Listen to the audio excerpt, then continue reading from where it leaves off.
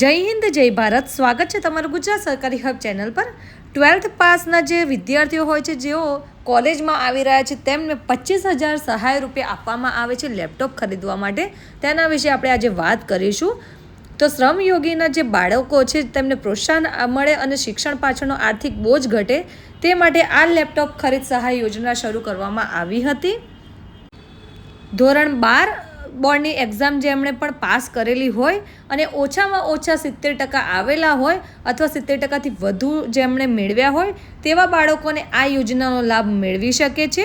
સાથે જ જે લોકો પ્રોફેશનલ કે ડિઝાઇનિંગ કોર્સમાં પ્રવેશ મેળવવા માટે પોતાને જે પણ લેપટોપ ખરીદવા માગતા હો તેમને 50,000ને ધ્યાનમાં લઈને 50%ની રકમ અથવા તો 25,000 આ બંનેમાંથી જે પણ રકમ ઓછી હશે તે તેમને લાભ આપવામાં આવશે। એટલે કે જો 50,000નું લેપટોપ હશે તો તેમને 25,000 અથવા તો જો 50,000થી ઓછા કિંમતનું લેપટોપ હશે તો તેમને 50% તેમની રકમ જે બંનેમાંથી ઓછી રકમ થતી હશે તે તેમને સહાય આપવામાં આવશે। હવે વાત કરીએ કે કયા વિદ્યાર્થીઓ આ લાભ મેળવી શકે છે। તો જે વિદ્યાર્થીઓના વાલી ગુજરાત રાજ્યમાં આવેલા કારખાના સંસ્થામાં કામ કરતા હોય તેમના દ્વારા સંબંધિત વાલીઓને છેલ્લા 1 વર્ષથી લેબર વેલફેર ફંડ અંગેની કચેરી ખાતે ભરવામાં આવતો હોય તેમના બાળકોને જ આ યોજનાનો લાભ મળવા પાત્ર રહેશે। લેપટોપ વિદ્યાર્થીના નામે જ ખરીદેલું હોવું જરૂરી છે। જે વિદ્યાર્થીઓએ વિદેશમાં પ્રવેશ મેળવેલ હશે તેવા વિદ્યાર્થીઓને આ લાભ મળશે નહીં। સાથે જ વિદ્યાર્થી જે વર્ષે બોર્ડની એક્ઝામમાં પાસ થયા છે તેના 6 મહિનાની અંદર જ જો તેઓ આ લેપટોપ ખરીદે છે તો જ તેઓને આ લેપટોપની સહાયની અહીંયા લાભ મેળવી શકે છે। હવે અહીંયા વાત છે કે વાંધા હેઠળ પરત કરવામાં આવેલી અરજીની પૂર્વતા 60 દિવસમાં નહીં આવે તો તમારે અરજી દફતરે તપાસ કરવાની રહેશે અને તમારે જે પણ વાંધા અરજી છે તેની તમારે ત્યાં રજૂઆત કરવાની રહેશે। જો તમારી અરજી નકારવામાં આવે તો તમે 3 વખત સુધી આ અરજીને રીસબમિટ કરી શકો છો।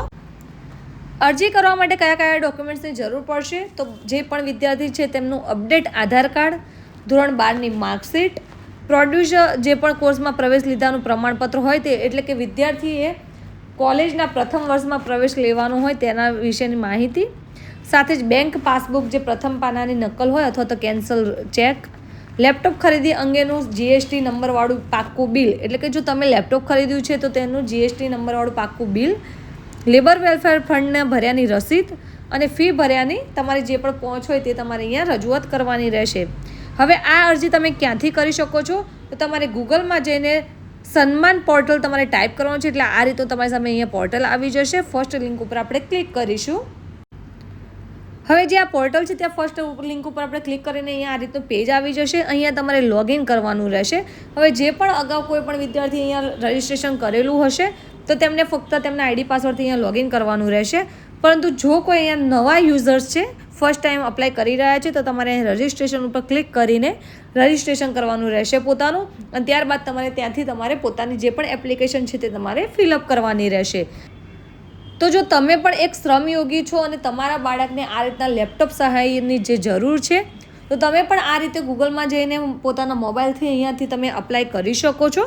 એપ્લિકેશન કરવામાં તમને કોઈ પણ જાતની પ્રોબ્લેમ જણાય તો જરૂરથી અમને કમેન્ટ બોક્સમાં કમેન્ટ કરી શકો છો। તમારા બાળકને એક શ્રેષ્ઠ અભ્યાસ કરવા માટે તમે અહીંયા સાધન આપી શકો છો જેથી તેમને પણ વાંચન લખનમાં તેમને સરળતા રહે। આથી આ સહાયનો લાભ જરૂરથી લેજો। આવી જ વધુ માહિતી માટે અમારી ચેનલ ગુજરાત સરકારી હબને like, follow, share and subscribe કરવાનું ભૂલશો નહીં। સાથે જ અમારા વોટ્સઅપ ગ્રુપમાં જોડાવા માટે બાયોમાં લિંક આપી છે ત્યાંથી ક્લિક કરીને તમે અમારા વોટ્સઅપ ગ્રુપમાં પણ જોડાઈ શકો છો।